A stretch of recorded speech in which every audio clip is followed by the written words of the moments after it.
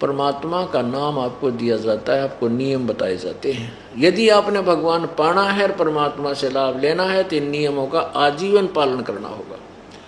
अगर आप नहीं कर सकते और आपने ये ब्राह्मणी करवानी है तो आपकी मौज। ये नियम ऐसे नहीं जो आप नहीं कर सकते। मानता हूँ ये कुछ डिफिकल्ट इस कारण से हो गए कि अन्य समाज इन नियमों के विरुद्ध ही चल रहा है, और एक घर में एक या दो सदस्य उपदेश लेता है, उसको कुछ दिन दिक्कत अवश्य आएगी, क्योंकि वो विरोध बहुत करते हैं। करने दो, परमात्मा तभी निकट रहेगा आप भगवान की मर्यादा पर खरे उतरोगे। नियम टूट जाने से बहुत दुख होगा।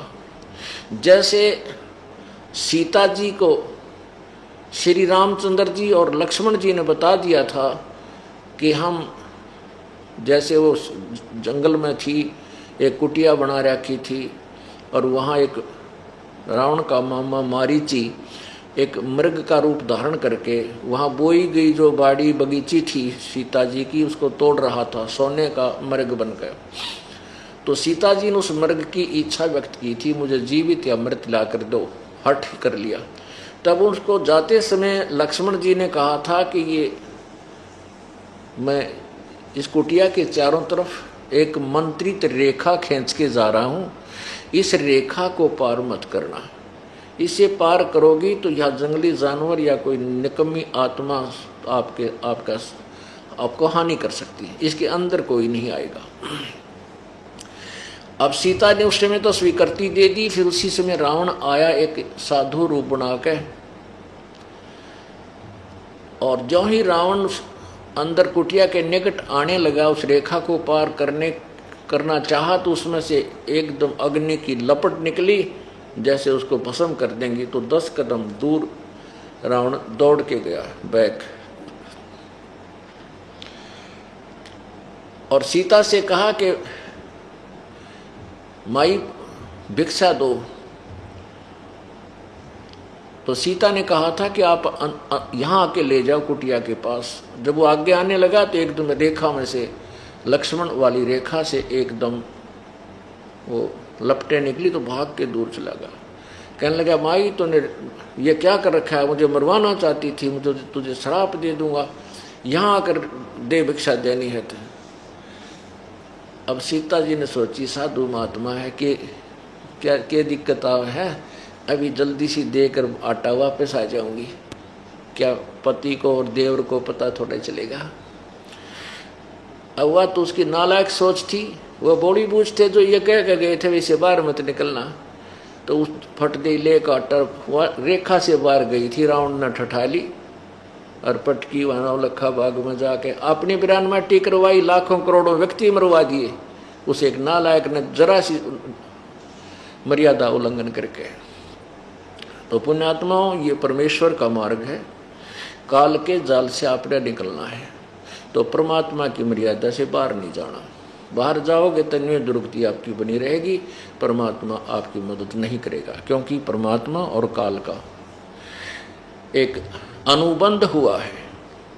वो आने वाले समय में बताएंगे कि जब लगे हंसा हमरी आना, काल लगे ना तेरा बाणा। कि जब तक मेरी प्यारी आत्मा मेरी मर्यादा में रहेंगी तब तक काल तेरा अटैक, तेरे द्वारा छोड़े गए जो चोट है, किसी का बेटा मार दे, किसी की बेटी मार दे, किसी की टांग कट गई, किसी का कैंसर होगी, किसी के और हानि कर दी, कि तब तक जब तक वो हंस मेरी मर्यादा में रहेगा तेरा कोई तीर बाण मेरे हंस पर नहीं लग सकता। वो सुरक्षा कवच दे दिया भगवान ने इन नियमों का, और इनको तोड़ोगे तो लक्ष्मण वाली रेखा तुमने तोड़ दी, फिर काल तुम्हारा कुछ भी कर सकता है।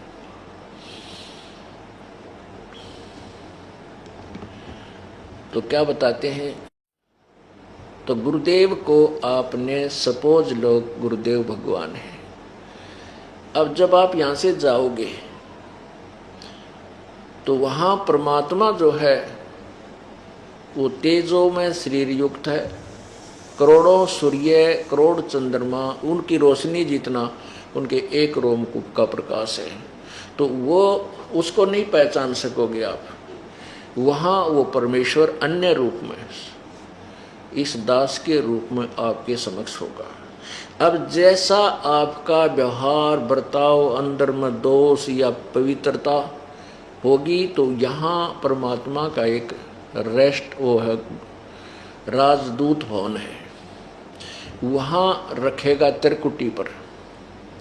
उस त्रिकुटी पर जाकर के जब यहाँ से आप त्रिकुटी तक तो पहुँच जाओगे, वहाँ से फैसला होगा। वहाँ आपके मन में जैसा भी दोष होगा या आपके अंदर समर्पण भाव होगा, निष्कपटता होगी, उनको वहाँ सेलेक्ट कर लिया जाएगा।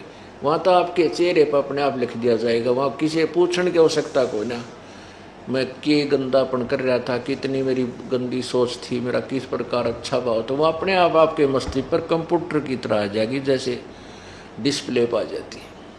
तो उसी समय आपको रिजेक्ट कर दिया जाएगा और कई हजार लाखों वर्षों तक आपको फिर परमात्मा नहीं सेलेक्ट करेगा, यानी वापस नहीं संभालेगा।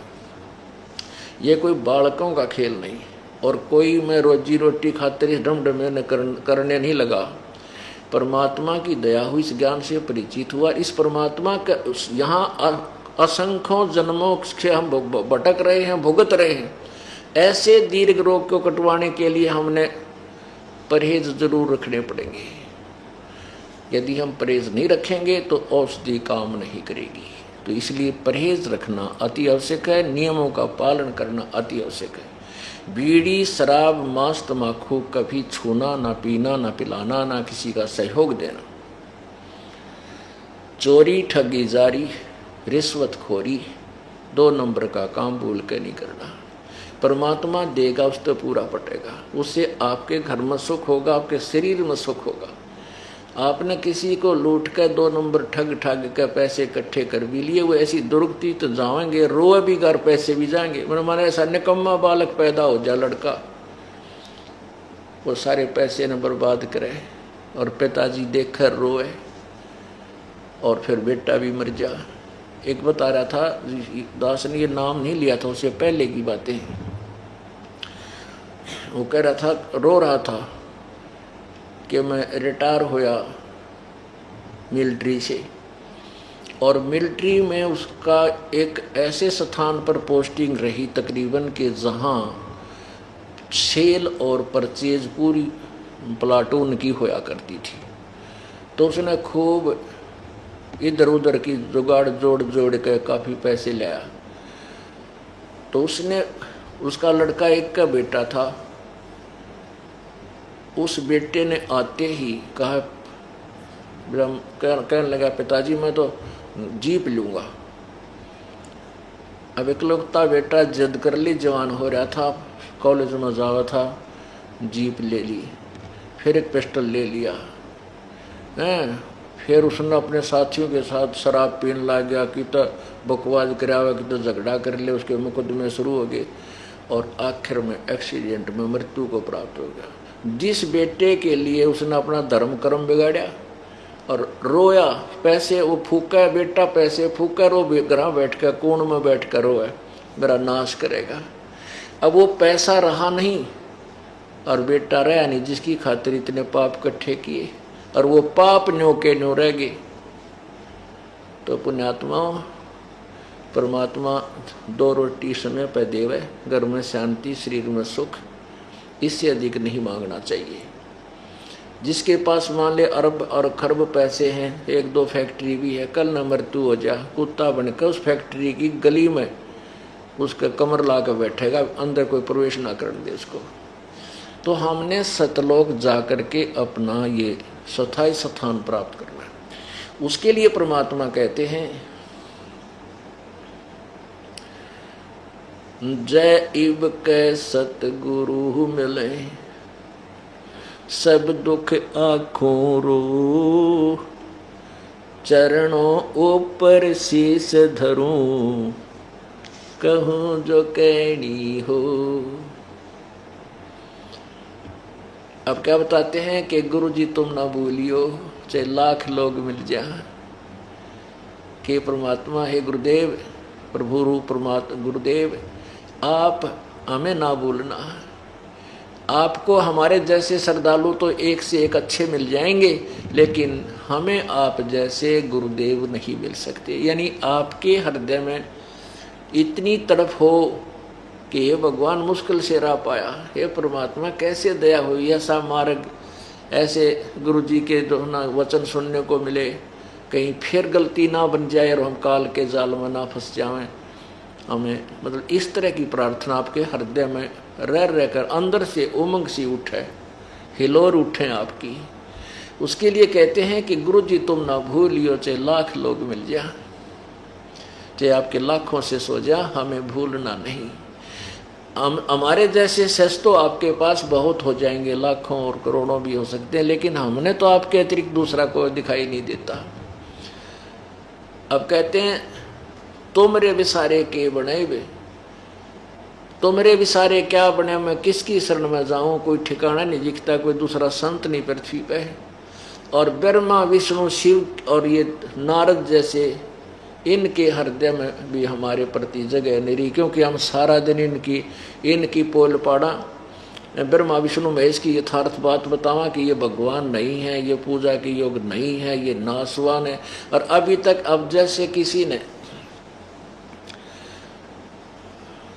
जैसे कोई किसी के विषय में बता रहा था, एक किसी गांव का व्यक्ति शहर में रहा करता, उसने बता रखा हमारा जो ना 100 किले जमीन है, 3 ट्रैक्टर चाल है, और उनका 1 बीघा जमीन और घर का जो है ना ट्रैक्टर तो छोड़ बैल भी को नहीं।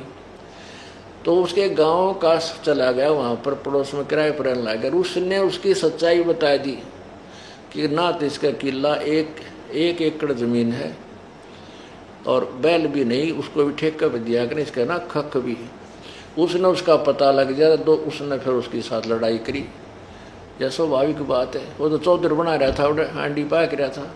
तो ऐसे ही अब ये ब्रह्मा विष्णु महेश की जो महिमा इन संतों ऋषियों ने गा रखी थी, इसकी हवा तो भरी हुई है। अब हम बतावा सच्चाई जो इनके इतिहास में लिखा तो एक बार ठेस इन ताई भी पहुंचेगी ब्रह्मा विष्णु महेश। और इन ऋषियों को दास बता रहा है कि कति अज्ञानी थे, दास नहीं बता रहा, इनके इतिहास में लिखा हुआ है। और ये मैं ऋषि को आ रहे जनसाधारण से तो दुख तक कहते इनको इनके हृदय में हमारे प्रति जगह तो रही नहीं। ठीक है, हम शरण कबीर परमेश्वर की होगी, इसलिए इनकी बसा नहीं रही, हमें कोई हानि पहुंचा दे, हम पूर्ण परमात्मा की शरण में। एक भगत था, वो कह रहा था जी मैं अपनी बहन का चला गया, उनका जमीन अच्छी थी, वर्षा होगी और वर्षा होगी तो उनका जो जमीन थी वो बाढ़े योग्य होगी, संवारने योग्य होगी। उनके 2 बैल थे, तो मैं अपने 2 बैल लेकर के अपनी बहन की वो खेत संवारने के लिए मदद करने चला गया अपना हल लेकर।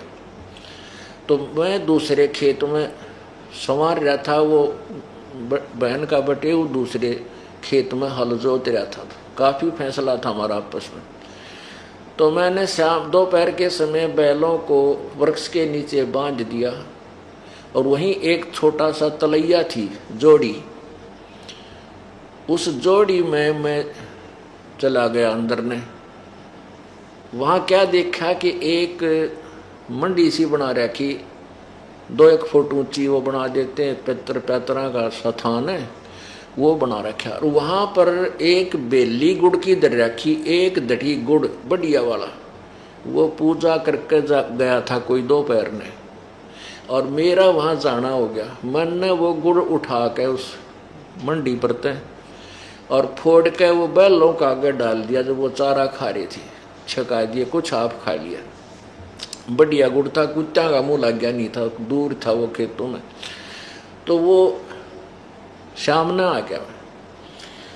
तो कहते हैं थोड़ी सी देर के बाद एक 3 फुट का 4 फुट का एक व्यक्ति सा दिखाई दिया। वो कहता रात्रि के समय स्वप्न में वो दिखाई दिया मुझे, जिसकी उन्हें पूजा होया करती।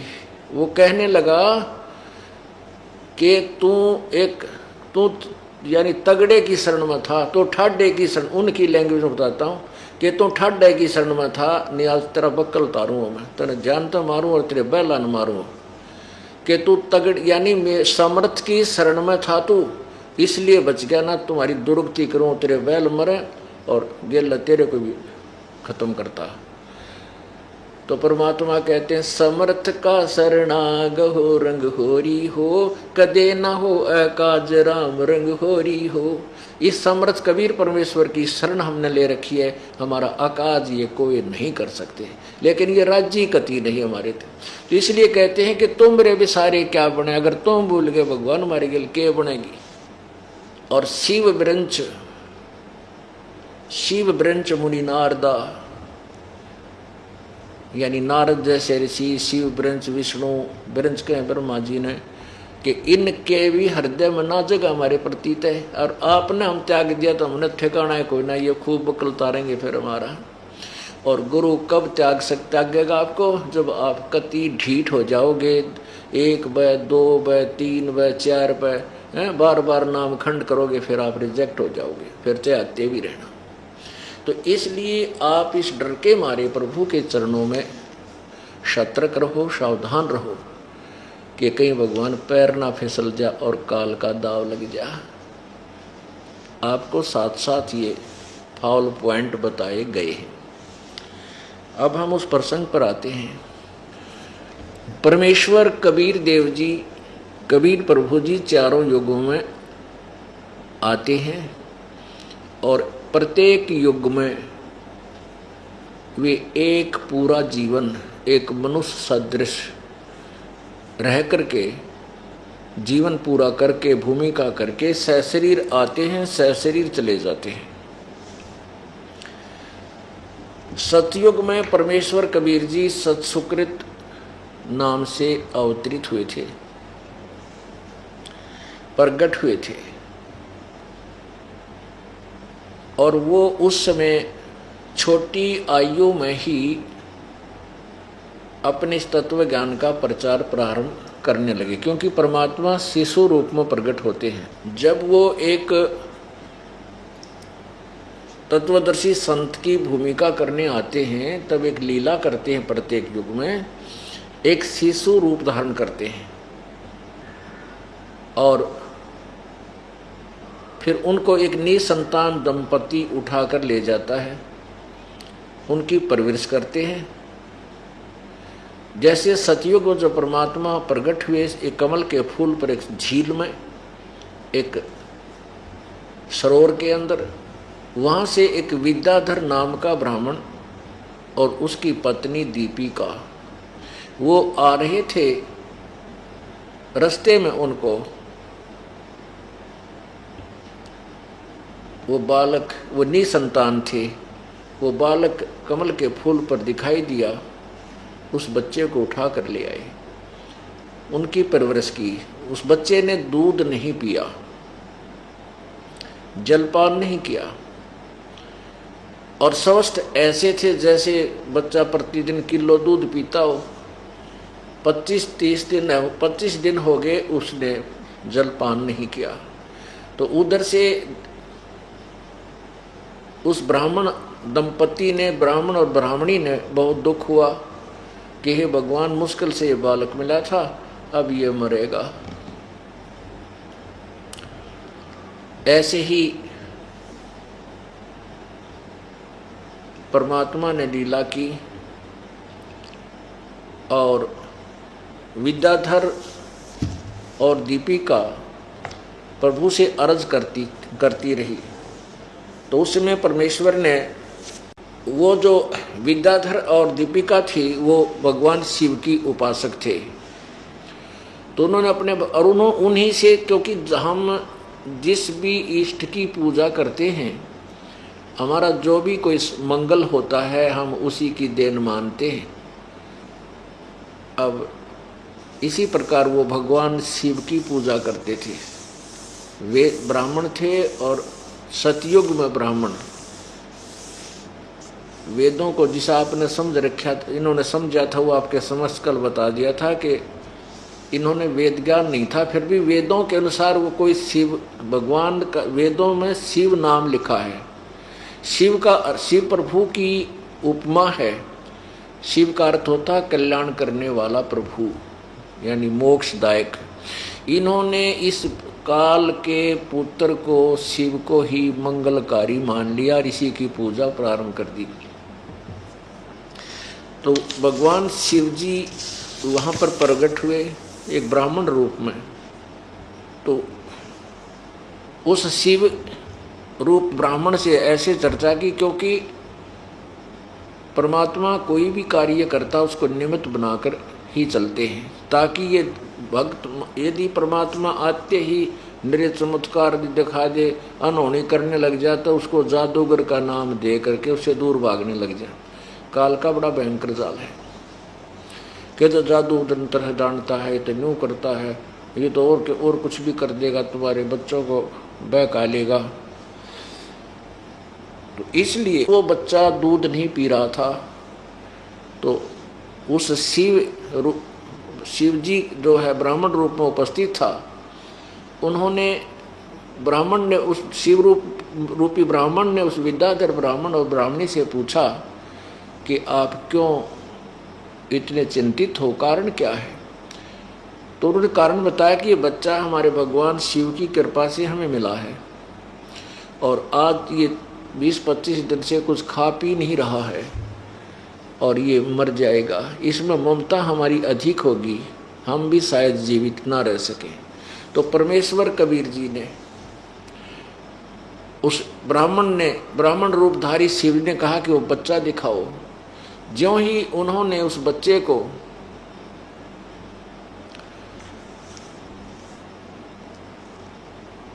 ब्राह्मण के चरणों में रखना चाहा, वो बच्चा एकदम ऊपर हवा के अंदर 3-4 फुट जमीन से ऊपर ऐसे स्थिर हो गए। फिर शिवजी ने उनको अपने हाथों में लिया, दोनों की आपस में वार्ता हुई, और तब परमेश्वर ने कहा कि इन्हें कहो कि एक कंवारी गाय लाएं, उसके ऊपर आप हाथ रख देना, उससे ये दूध देवेगी और उस दूध को मैं पिया करूँगा, और वो आजीवन जब तक वो रहेगी दूध देती रहेगी, वो कभी गर्भ धारण नहीं करेगी। ऐसा ही हुआ। एक कंवारी गाय लाई गई। कंवारी गाय को आप समझ गए होंगे, जो कभी भी ना बच्चा उत्पन्न किया हो, कभी भी वो किसी पर गर्भ धारण ना किया हो, उसको कंवारी कहते हैं। अब पुण्यात्माओं, ये जो ज्ञान है, ये तत्व ज्ञान यानी सवसम वेद के अंदर लिखा हुआ है। अब इसका प्रमाण यदि हमें वेदों में मिले तो हमारा दिल डटे, हमारा यकीन हो कि सचमुच या तो सच्ची है बात है। अब इसके लिए आपको वेदों का प्रमाण दिखाना अति आवश्यक होगा, क्योंकि वैसे तो ये 5 दिन का जो सत्संग है, प्रभु की महिमा अवतरण के विषय में ही विशेषकर हम आपको जानकारी देते रहेंगे, साथ में प्रभु की अन्य महिमा भी आपको विस्तार से बताई जाएंगी, क्योंकि हमें समय 5 दिन का मिल गया। वैसे तो ये महिमा एक लगातार 1 वर्ष चलते रहे, प्रतिदिन सत्संग सुनते और सुनाते रहे, तो भी एंड नहीं है प्रभु की महिमा का। फिर भी हमने काम चलाओ, आपको हमें ज्ञान हो जाएगा, हम अपना जो ना मोक्ष प्राप्त कर सकते हैं। अब जैसे मोटरसाइकिल है या कार है, कार गाड़ी है, इसको चलाना सीख ले, ड्राइविंग सीख ले, और छोटे मोटे 2-4 आइटम होते हैं, तेल कहाँ से ऑन हुआ है, कहाँ से रिजर्व में लग गए, कहाँ इसका स्विच है, कैसे ये स्टार्ट होती है, कोई दिक्कत आ जाए तो कहाँ से थोड़ा बहुत हम उसको ठीक भी कर सकते, पूरा नहीं कर सकते, तो वो हमारा काम खूब चला देगी। तो हमने अगर इंजीनियर बनना है फिर तो लंबा समय लगेगा, लेकिन उस गाड़ी से हम काम ले सकते हैं, इतनी जानकारी प्राप्त कर। तो आपको इस राम नाम की गाड़ी चलाने योग्य इसको प्रयोग करने योग्य ज्ञान ही दिया जाएगा। पूरा ज्ञान तो बहुत समय लग जाएगा आपको, उसकी आपको आवश्यकता भी नहीं है, क्योंकि मैकेनिक बहुत हैं, उनसे ठीक कराओ और अपना फिर मारे के चाल पड़े। तो आपकी राम नाम की गाड़ी आपको दे दी है, चलाने योग्य शिक्षा भी आपको यहाँ दी जा रही है। डिफेक्ट आवा तो यहाँ बैठे हम मैकेनिक, यहाँ जाओ, इनको ठीक फिर करके फिर चलती कर देंगे। अगर कोई दिक्कत आ जाती है, राम नाम खंड हो जाता है, कोई डिफेक्ट हो जाता है, तो आपको फिर आशीर्वाद से, री उपदेश के द्वारा, कई तरीकों से आपको फिर ठीक कर दी जाती है, आपकी गाड़ी फिर चल पड़ेगी। जैसे आपका भक्ति मन नहीं लगता है, कोई आपत्ति आ रही है, आप चिंतित हो जाते हो, तो आप यहाँ आते ही कई प्रकार के पाप होते हैं, कुछ तो संत के दर्शन से समाप्त हो जाते हैं, कुछ आशीर्वाद मात्र से नष्ट हो जाएंगे, आपकी रुचि बन जाएगी। और फिर भी कोई ज़्यादा तकलीफ है तो आपका नाम खंड है, उपदेश दे दिया जाएगा। लेकिन जानकर उपदेश खंड नहीं करना नाम, उससे फिर भगवान रुष्ट हो जाएगा। ये जो दास आपको बता रहा है, ये कहानी जो परमात्मा की अमृतवाणी लीला, ये परमेश्वर कबीर जी ने स्वयं अपने प्रिय शिष्य एक धर्मदास जी को बताई थी, और उनके द्वारा लिपिबद्ध किया हुआ वो अमृत ज्ञान इस दास के पास उपलब्ध है, उसी से आपको बता रहे हैं।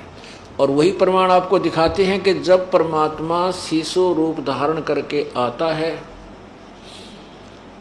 तो वो उस समय उसकी परवरिश कंवारी गायों के द्वारा होती है। कंवारी गायों, पुण्यात्मा, अब आपके समक्ष पवित्र ऋग्वेद मंडल नंबर 9 सूक्त नंबर 1 मंत्र नंबर 9 को दिखाते हैं, जिसमें स्पष्ट किया हुआ है कि जब वो अमर पुरुष जब शिशु रूप धारण करता है, उसकी परवरिश की लीला कंवारी गायों के द्वारा होती, कंवारी गायें करती है। अब देखिएगा, ये ऋग्वेद मंडल नंबर 9, 9-10, और महर्षि दानव सरस्वती की फीद लगाई है इन्होंने, जो भी है। तो और ये विषय कुछ और है, बाद में बताएंगे।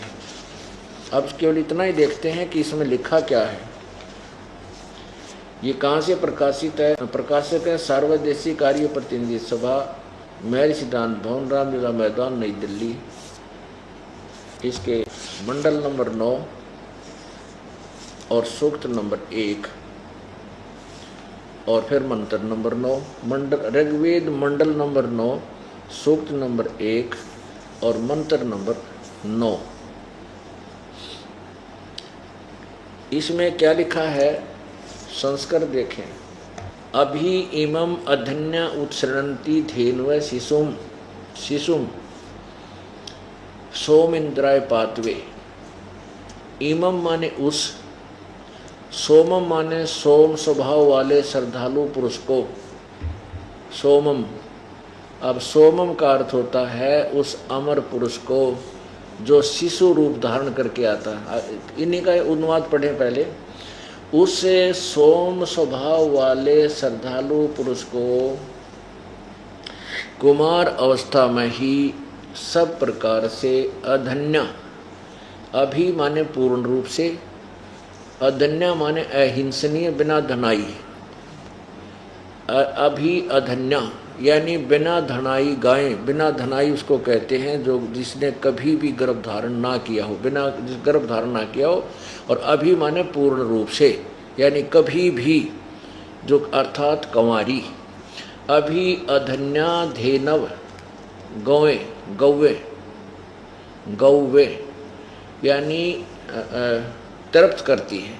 अब देखो, इन तो वो है कि जिस व्यक्ति ने कभी रामायण की कहानी ना सुनी हो और तुलसीदास जी के दोहों का श्लोकों का अनुवाद करने लग ज़्यादा अड़ंगा करेगा, ये वो ज्ञान हो, ये कहानी हो, तो वो श्लोक अपने आप अनुवाद होते चले जाते हैं।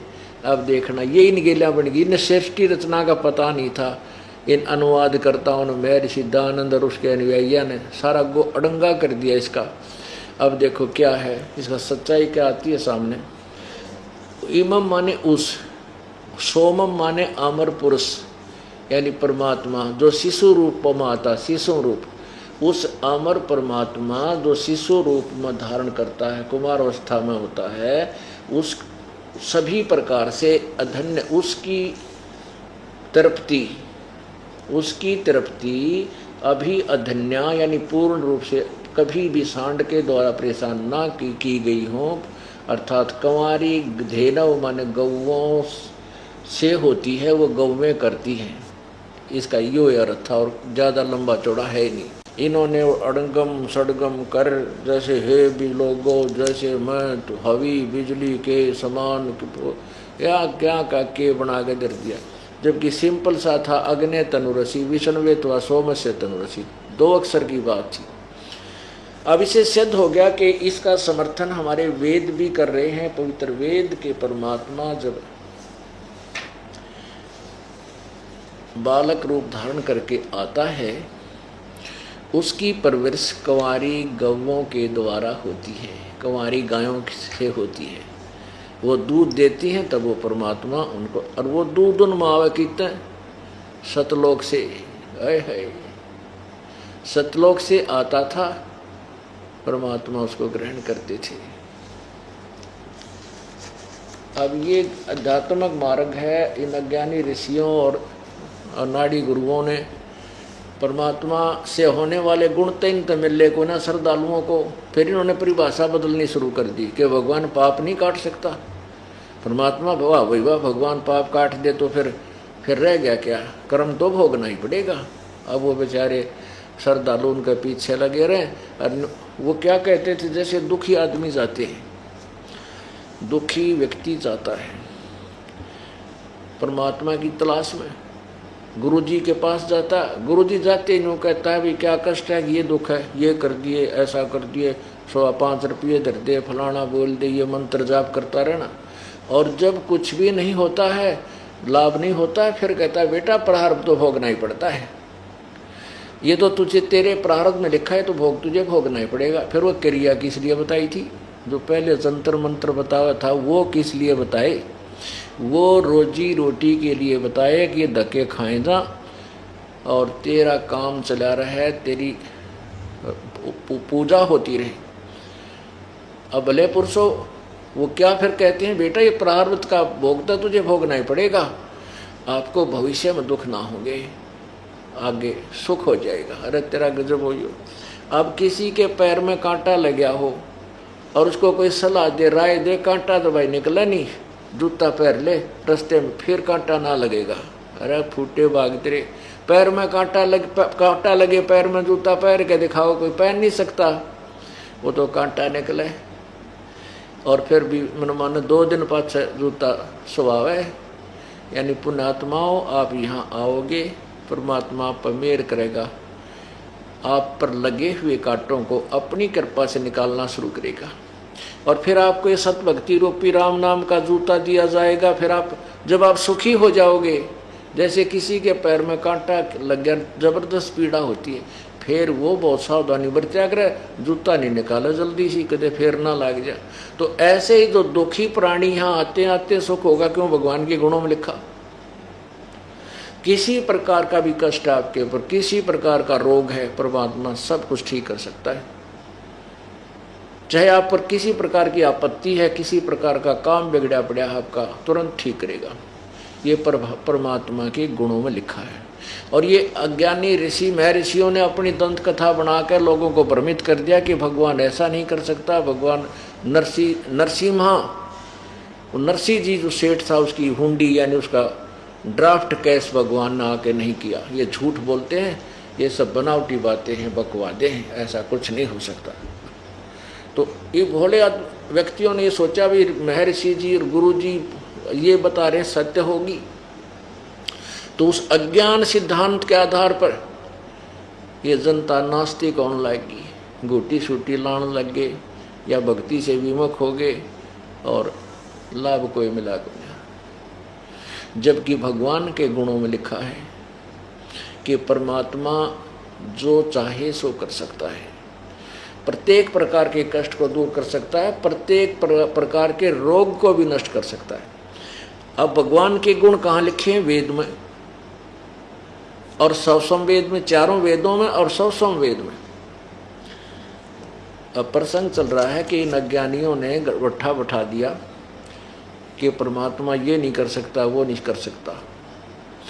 अब आपको देखो, ज्ञान तो परमात्मा के परिचय के विषय में आपको मैं कंटिन्यूसली शब्द गा के, अन्य कथाएं सुना करके काफ़ी इंटरेस्टेड बना सकता हूँ, लेकिन ये दास चाहता है कि आपको साथ के साथ सदग्रंथों से परिचित कराऊं, ताकि आप फिर मार ना खा जाओ, इन काल के दूतों के हाथ ना लग जाओ। इसके लिए देखिएगा यही ऋग्वेद, वैसे ऋग्वेद इसमें दिखाएं पहले, जो आपको पहले वाला दिखाया था।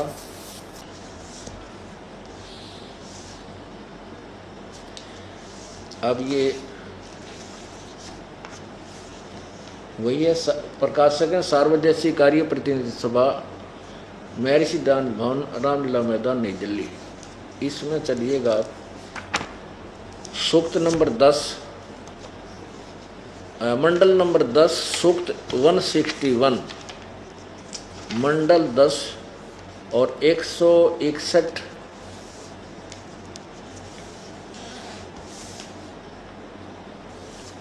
सूक्त का मंत्र नंबर 2, ये देखिएगा। ऋग्वेद मंडल नंबर 10, सूक्त 161, और यहाँ लिखा है इसका अनुवाद, यदि रोगी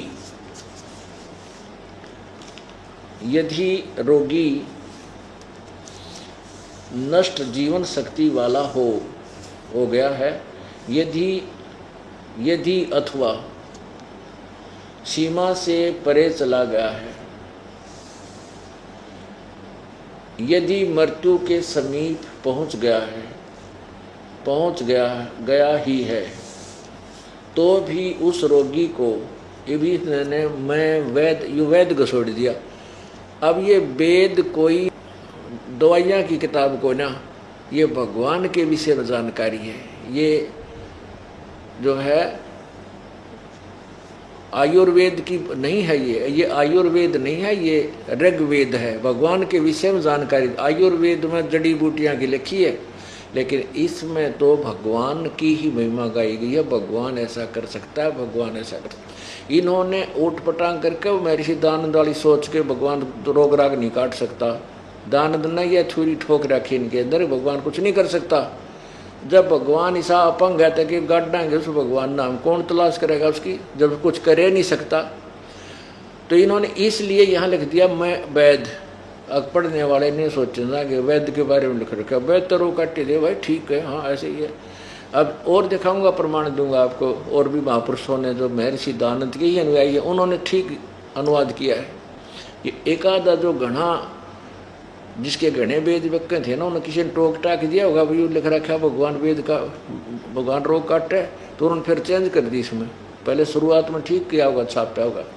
अब देखो, उस रोगी को मैं वैद कष्टप्रद, ये वैद नहीं है, उसको मैं यानी भगवान कष्टप्रद रोग के पंजे से छुड़ा लाता हूँ, और 100 शरद ऋतुओं तक, यानी 100 वर्ष, 100 शरद ऋतु माने 100 वर्ष तक जीने के लिए इसको बलयुक्त करता हूँ। ये तड़ंगा के रखा इनने, और इन्हीं के द्वारा, इन्होंने बाद में चेंज किया वैद, सिर्फ वैद शब्द गलत लिखा है। अब देखो, इन्हीं के द्वारा महर्षि दानंद जी के अन्य अनुवादकर्ताओं ने कैसे किया है। देखो, ये एक बड़ा साइज में लिपिबद्ध किया है, यानी छपाया से बुक का साइज बड़ा बना रखा, बाकी अनुवाद उसी का है। ये कहाँ से छपा है, और देखिएगा।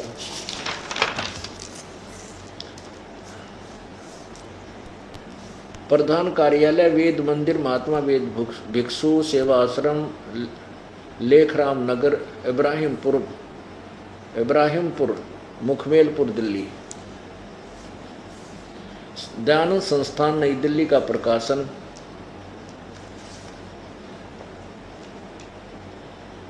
ये नई दिल्ली से प्रकाशित है।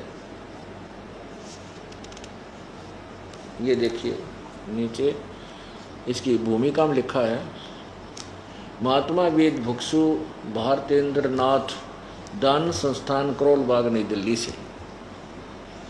प्रकाशक है पंडिता राकेश रानी। अब इसके उसी मंडल को देखते हैं, सूक्त नंबर 10 मंडल नंबर 161। ये देखिएगा, ऋग्वेद मंडल नंबर 10 सूक्त 161 और ये मंत्र नंबर 2, ये 2।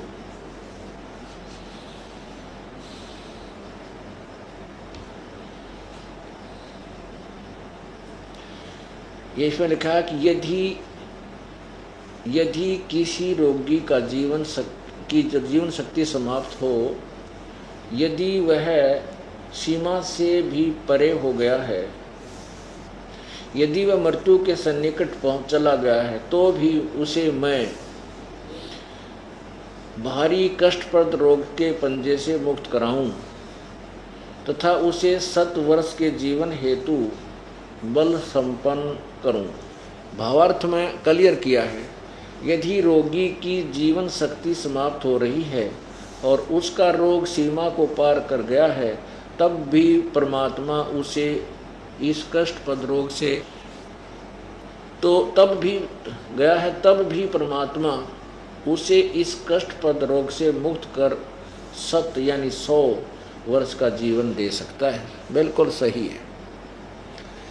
इन्हीं के द्वारा दूसरे अनुवादकर्ता ने ठीक किया है, क्योंकि ये थोड़ा वाक्य था और ये सार्ववेदिक की देशिक आर्य प्रतिदिन सब आके ये वेद गणे व्यक् गए, तो किसी ने पढ़ के समझदार ने टोक दिया, मैं ऋषि जी तो न्यू कहे हर इसमें लिख रखा है ऐसा, तो बदल दो थोड़ा वैद लिख दिया। वैस अब चक्कर काटने जाओगे, कोई वैद लिख रखा है, वैद काटा। अरे सेंटेंस देखो, ये कोई दवाइयाँ किताब नहीं है, ये वेद है, प्रभु की महिमा गाएगी इसमें। अब और दिखाता हूं आपको, इसमें आगे क्या लिखा है। इसमें आगे लिखा है 5वें मंत्र में, इसी ऋग्वेद मंडल नंबर 10 के सूक्त 161 के 5वें मंत्र में परमात्मा कहता है कि हे पुनर्जन्म प्राप्त प्राणी, के परमात्मा की शरण में आने से यदि तेरा जीवन नष्ट, तेरा आगे शेष जीवन ही ना रहा हो और तेरी मृत्यु भी हो जाए, तो भी मैं तुझे पुनर्जीवन दे दूं।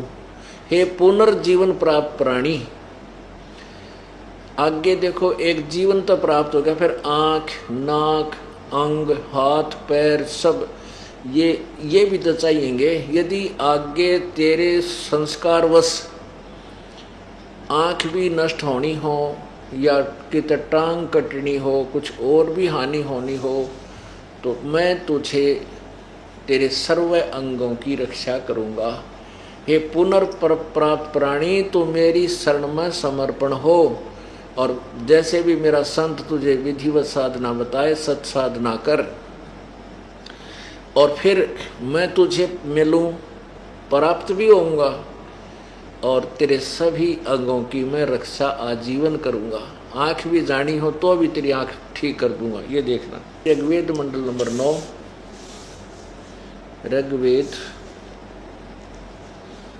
ऋग्वेद मंडल नंबर 10 सूक्त नंबर 161। ये आपने दूसरा मंत्र पढ़ा, अब 5वां देखो।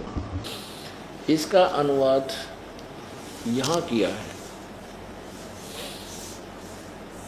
हे रोगी, मैं तुझे रोग से मुक्त करूं और तुझे मैं पाऊं यानी प्राप्त भी होऊं, मिलूंगा तेरे को मैं। तू पुनः आ यानी समर्पण समर्पण कर। हे नव जीवन के धारक अर्थात पुनर्जीवन प्राप्त प्राणी, नवजीवन तुझे मिला है। हे सकल अंग युक्त तेरी चक्षु आदि इंद्रियों और सारी आयु तुझे दूं। इसका अर्थ तो सिंपल सा ये बनता है, जैसे दास ने आपको अभी बता दिया कि हे पुनर्जीवन प्राप्त प्राणी, तो मेरी शरण में समर्पण हो। पुण्यात्माओं, जैसे कोई ऐसे बहुत से यहाँ पर कई हजारों की संख्या में ऐसे भक्त बहन भाई हैं कि जिनके कति अंतिम सांस गिने थे, कैंसर और बरानी के हो रही थी, अब वो कति स्वस्थ हो गए। अब उनके लिए कह रहा है कि तू समर्पण कर मेरे अमीब। समर्पण का अर्थ है कि जीवित मर, अधिक से अधिक प्रभु की भक्ति कर, सत्संग में आया कर। यदि आप उस दिन मृत्यु को प्राप्त हो जाते तो ये तुम्हारे काम को कौन करता? परमात्मा आज तुम्हारे साथ हैं। मोक्ष प्राप्ति के लिए आपने अधिक से अधिक सत्संग अटेंड करना चाहिए। इसका यही उद्देश्य है कि हे पुनर्जीवन प्राप्त प्राणी, तो मेरे शरण में आ, यानी समर्पण भाव से लग, और फिर तो मैं तुझे आगे तेरे और भी जो कुछ दुखाने हैं उनको भी दूर करूँगा। आगे देखो, अब बहन बेटियां भाई बच्चे दुखी हैं, विशेषकर बहनें ज़्यादा दुखी होती हैं। किसी का पति शराब पीता है, किसी का या कोई और किसी कारण से दुखी करते हैं, तो परमात्मा कहता है मैं उन्हें भी सीधे कर दूंगा यदि आप मेरे समर्पण रहोगे, तुम्हारे सब बाधाओं को दूर करूंगा। अब देखो उसी का वेद समर्थन कर रहा है। अब यही ऋग्वेद मंडल नंबर 10 सूक्त 162 में देखो, ये 63 आगे शुरू होता है, ये 62 है। यही 162 में क्या कहा है, इस 5 में 161 के 5 में ना 62 के 5 में, हे नारी, जो तेरे पास तेरे भ्राता के रूप में अथवा पति से व प्रेमी बनकर प्राप्त होता है और जो तेरी प्रजा का नाश चाहता है, हम उसे यहाँ से भगाएं। अब इसका वास्तविक अर्थ तो कुछ और बनता है, फिर भी ये कुछ इसमें लवासी ला रखी है बात इसने। इसका कहने का भाव ये है कि यदि जैसे कबीर, ये धर्मदास जी थे जो कबीर परमेश्वर के परम शिष्य थे जब ये मालिक आए हुए थे, तो उनके एक काल ने अपना दूत बेटे रूप में भेज रखा था, नारायण दास। वो बेटे रूप में नारायण दास पहले ही इन एडवांस भेज दिया था कि यो भक्ति करण का आदमी दिखा है, कभी भगवान आए थे उस तत्वदर्शी संत से की हुई कमाई युक्त है, और इसके घर में काल ने अपना दूत भेज दिया पक्का कि यो इसने भक्ति कर नहीं देगा और इसकी बिरान माटी रखे। और पुत्र, पिता की पुत्र में मोह घना होता है, तो इसलिए वो नारायण दास भेज रखा था। तो कबीर परमेश्वर जब धर्मदास को समझा रहे थे, धर्मदास जी परिचित हो गए, सतलोक में भगवान को देख भी लिया, तो समर्पण हो गए, प्रभु आप पूर्ण परमात्मा हैं। फिर अपने जब स्वयं ज्ञान समझ में आ जाता है, तो ये भक्त ने सोचा अपने भाई ने भी कह दूं, अपनी बहन ने भी बताऊं, पत्नी को भी बताऊं, पति को भी बताऊं, बेटे ने भी लाऊं शरण में, बेटी को भी लाऊं। तो नारायण दास अकेला ही पुत्र था। अब धर्मदास ने सोचा इस अपने नारायण दास बेटे को भगवान के चरणों में लगा दूं ना तो काल के मुंह में जाएगा। तो नारायण दास को धर्मदास ने खूब समझाया, बेटा भगवान आए हुए। तो नारायण दास को क्यों, तो काल का दूत था बेटे रूप में। कहने लगा, पिताजी तेरा दिमाग खराब हो गया बुढ़ापे में, सारी उम्र तूने कृष्ण राम की गीत गुण गाए, राज तो 60 साल की उम्र में तेरा भेजा खराब हो गया। एक जुलाहे धानक को तू भगवान मान पर बैठा, ऐसी बेहुदी बातें गाड़ दे, गुंडा है, बदमाश है, हमारे पैसे को हड़प करना चाहता है, हमारे पास पैसे गणे इसलिए धक्के खावा, यहाँ तीसरे दिन आ बैठे। अब धर्मदास रोए बतेरा अंदर, बेटा ऐसी बात नहीं है, रहियो भगवान आया है। तो धर्मदास जी ने अपने गुरुदेव उस परमेश्वर कबीर जी से कहा, प्रभु मेरे बेटे ने समझाओ, ये काल के मुंह में जाओगा, नालायक मानता को ना। अब नारायण दास को कबीर साहब ने तो उनको तो मालिक था, परमात्मा को पता था कि यू कोनी मानन का, यू काग का है, कोयल का कोनी। तो उसने परमात्मा ने भी औपचारिकता से जैसे समझाते हैं भाई धर्मदास के न्यो मन में ना हो, कबीर परमेश्वर ने मेरे बेटे को ना समझाया, मान जाता है। बहुत समझाया, कई बार आए, जय बार समझा, और वो मानने नहीं के पड़ा रहे, तू पता है जैसा तू ज्ञान जानता है, मत बात करे मेरा पिताजी को तूने बहका लिया, तो पैसे ठगना चाहता है। अब धर्मदास रोए कि गुरु परमात्मा आप दया करो, ये तो गया काल के मुंह में।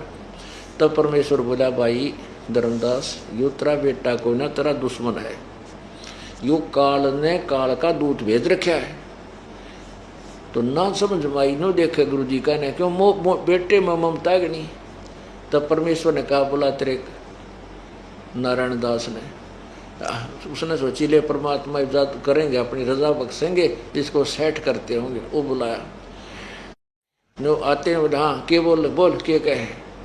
जब परमात्मा ने ऐसे कर दिया और कहा, देख धर्मदास तेरे पुत्र की शकल, वो अंदर जो ऊपर कवर था बेटे का था, अंदर काल बैठा था उसमें, वो काल था, काल का दूत भेजा हुआ था।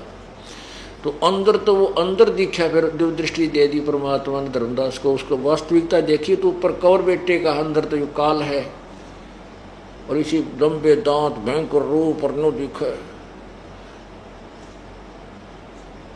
धर्मदास बोला, जा बेटा जा, डर गया, अगे तो सचमुच करा केस आग है, जा बेटा, बढ़िया था। ने बोला, भगवान यू केस है, क्या क्या है ये? परमात्मा बोले, भाई तू मेरी आत्मा था बेटा, पिछले जन्म में तो मेरे साथ था जब तेरा जन्म था, लेकिन तू भक्तिहीन हो गया था, मेरे से दूर हो गया था बेटा। परमात्मा कहते हैं, जो जन हमारी शरण है ताका हूँ मैं दास, गेल गेल ला गया फेरूं जब लग धरती आकाश। अब तेरे को छुटवाने के लिए आया था, काल न पता लग गया कि जागा इसकी भक्ति पिछली बहुत है, तो बेटा इसलिए यू काल ने अपना दूध भेज रखा तेरे घर में। तब ने बोला, जी मेरा पीछा छुटाई, बीमारी थे। फिर चिंतित रहने लग गया कि मेरा बेटा तो काल का कुल हो गया। फिर यू कहने लगा, भगवान मेरा तो काल का कुल हो गया है, मेरे कुल में मतलब मेरे काल के दूध पैदा होंगे, हमारे यहाँ कुल की बीमारी और लाग रही है कि मेरी संतान हो और मेरा अगट वंश चले। वो वंश बता के सिर पर धर कर नाचेगा, उस वंश ने मेरी मृत्यु होगी। और मेरी मान लीजिए आज एक गांव में एक बहुत बड़ा एक हिस्सा होता है, जिन्हें पान्ना बोल रहे हैं, ठोड़ा मोहल्ला, तो एक व्यक्ति की संतान है, सटारट एक से हुई थी। अब वो 500 तो घर हो गए और उसमें मेरे ख्याल में 2500 व्यक्ति हैं। और वो जो सबसे पहले वाला व्यक्ति है जिस तो स्टार्ट होया था कुल, वो मन गधा बन रहा होगी कर्म अनुसार। अब वो कुल उसने के सिर पर धरेगा, कैसे सहायता मिली इसकी? ये एक काल का फैलाया हुआ जाल, इसको भी समझना हमने साथ के साथ। लेकिन उस समय उसके वह भी बीमारी थी कि मेरा कुल तो मेरा खानदान तो बिगड़ गया। रोज चिंतित रहे। परमात्मा का बेटा भजन कराए, हाँ जी करूँ हूँ, और अंदर तो ये कीड़ा होगा। अब वो टेंशन होगी इसके। परमात्मा ने सोची और मरेगा बेटी का बाप, ना यू भक्ति करे इस बेटे और खानदान के मुंह में। तो परमेश्वर कहते हैं, सोच सीधर मैं करूँ अपने जन के काज ने बोला। परमात्मा बोले, अच्छा भाई धर्मदास, मैं आशीर्वाद देता हूँ कि तेरे एक पुत्र होगा जो भक्ति युक्त होगा, अच्छी आत्मा का होगा और अपना पंथ स्वीकार करेगा। हे गुरुजी क्यों करोगा, 60 साल का हो गया और आपकी भक्तनी कभी बालक होने बंद हो गए, मासिक धर्म भी नहीं होता, क्यों कर मानू? परमात्मा ने सोचे तो कति गया काम तर, भक्ति करे नहीं, यो भी फंस गया। तो परमेश्वर ने अपनी शक्ति से एक बालक आसमान से आया और उसके आंगन में खेलन लग गया, लेटा हुआ, पैर जैसे पंजे मुंह में, गुट्ठे मुंह में दिया करे। ने बोला, देख युवा होगा, तेरी पत्नी का 10वां महीने पैदा होगा और इसका नाम तू चूड़ामणि रखना। जब थोड़ा सा दिल डटा लाला जी का, एक सचमुच है, कहाँ सचमुच है, फिर भी ना जच्चा कि यो हो क्यों करेगा, 60 साल की उम्र, फिर पत्नी बच्चे उत्पन्न करने योग्य रही नहीं। मालिक क्या नहीं कर सकता, सतगुरु जो चाहे सो कर ही, 14 कोट दूत जमट रही, ऊट भूत जब त्रास ने मारे, चित्रगुप्त के कागज पाड़े। अब उसके संस्कार में काल ने तो एक पुत्र लिख रखा था, परमात्मा ने एक पुत्र भी दे दिया। 10वें महीने लड़का पैदा हुआ, सुंदर लड़का, अच्छा शील स्वभाव का, और उससे धर्मदास का फिर कुल चला और आशीर्वाद दे दिया कि चिंता ना करे, तेरे 42 वंश तक 42 पीढ़ी तेरा वंश चलेगा, फिर नहीं रहेगा 42। तो इस प्रकार तो यहाँ वही कहा है कि तेरे आगे चल के भी इसमें काफी निर्णय दिया हुआ है कि यदि तेरा को भाई पति पुत्र, अब जैसे एक प्रेमी बनकर, ये शत्रु भी होते हैं, बहुत से शत्रु होकर के कोई पिछले जन्म का लेन देन करते हैं। जैसे हमने बहुत से प्रमाण देखे हैं कि लड़कियां बेटी बहनें किसी व्यक्ति के साथ मोहब्बत कर लेती हैं, बाद में फिर वो छोड़ छाड़ जाते हैं, वह ब्रेन मैटी हो जाती है, रोती फिरती है, वो किसी और ने कमा कहीं, क्योंकि दुष्ट आत्मा तो फिर दुष्ट कर्म ही करता रहता है। तो ऐसे कहता है कि तेरा प्रेमी बनकर भी तुझे ऐसा होता है, उसको भी मैं जब तू नाम में जुट जाओगे तो आपके बैड संस्कारों को मैं ठीक करता चलूँगा, सेट कर दूँगा। यानी कहाँ तक वेदों में कितना निर्मल ज्ञान दे रखा है, कहाँ तक परमात्मा सहयोग देता है। अरे नकली संतों ने इन्हीं की आड़ में और सारा ही अज्ञान ठोक दिया।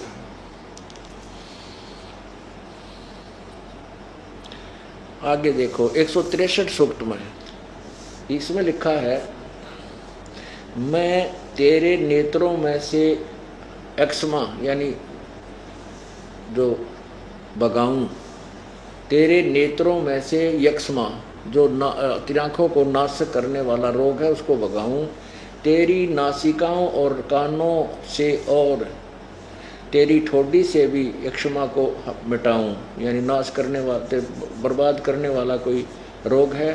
सिर से यक्ष्मा और मस्तिष्क से एवं जीव से भी मिटा दूं।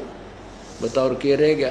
कहते मैं तेरे किसी कहीं भी तेरे को, अक्षमा का अर्थ होता है वैसे नाशक, अक्षमा वैसे इसको कहते हैं जैसे अक्षय रोग जो नाश करता है। हम टीबी को जो है ना लाइलाज माना करते हैं, अब टीबी लाइलाज नहीं रही, ऐसी खोज होगी है। तो अब कैंसर होगी अक्षय, अक्षय माने जो नाश कर दे, नष्ट कर दे, बर्बाद कर दे, जिसका अभी तक इलाज नहीं बन पा रहा। कहते परमात्मा कहता अक्षय रोग यानी जो तेरे किसी भी अंग का नाश करने वाला हो और तेरे पूरे शरीर को बर्बाद कर दे, उसने भी ठीक कर दो। आगे देखो 2 नंबर में 163 के 110 नंबर मंडल के और सूक्त नंबर 163 और मंत्र नंबर 1 आपने पढ़ लिया। दूसरा देखो, ये दूसरा, हे रोगी तेरी भुजाओं में बैठे यक्ष्मा को ग्रीवा के सिरों से ऊपर की ओर यानी गर्दन से ऊपर जाने वाली धमनियों यानी नाड़ियों से, अस्थियों से व संधि भाग से, कंधों और बाहुओं से दूर करूं। तेरे कंधे में दर्द हो या किसी प्रकार का भयंकर रोग हो, गर्दन में हो, गले में हो, ऊपर किसी प्रकार उसको ठीक करूं। आगे देखो तीसरे में, तेरी अंतड़ियों से आत्मा में खराबी हो, गुदा नाड़ियों में यानी तेरा बवासीर वगैरह हो, एवं स्थूल आंतों से, हृदय से तेरा हृदय रोग हो, तेरे दोनों गुर्दों से, यकृत यानी लीवर से और हृदय से, उदर सचित अन्य भोजन पाचक तिल्ली आदि यंत्रों से यक्ष्मा को हटाऊं। आगे बहुत कुछ लिख रखा, कति एक अंग के ऊपर कहते मैं भगवान सब कुछ कर सकता हूँ। और पुण्यात्मा ननाड़िया निशा उल्टा पाठ पढ़ा रहा कि भगवान कुछ नहीं कर सकता, भगवान रोकेट क्या करे, हाँ वो कहाँ उड़ जाओ रोकेट क्या कर दे। ये भगवान की महिमा में सारा कुछ लिख रखा है कि वो के कर दे। कौन? कबीर देव, वो कबीर प्रभु। अब फिर हम उसी प्रसंग पर आते हैं कि परमात्मा चारों युगों में आते हैं। सतयुग में सत्सुकृत नाम से आए थे और उस समय उनकी परवरिश जब वो बालक रूप में थे तो कवारी गायों से हुई थी। ये वेद के मंडल या ऋग्वेद मंडल नंबर 9 सूक्त नंबर 1 के मंत्र नंबर 9 में स्पष्ट। सत साहिब।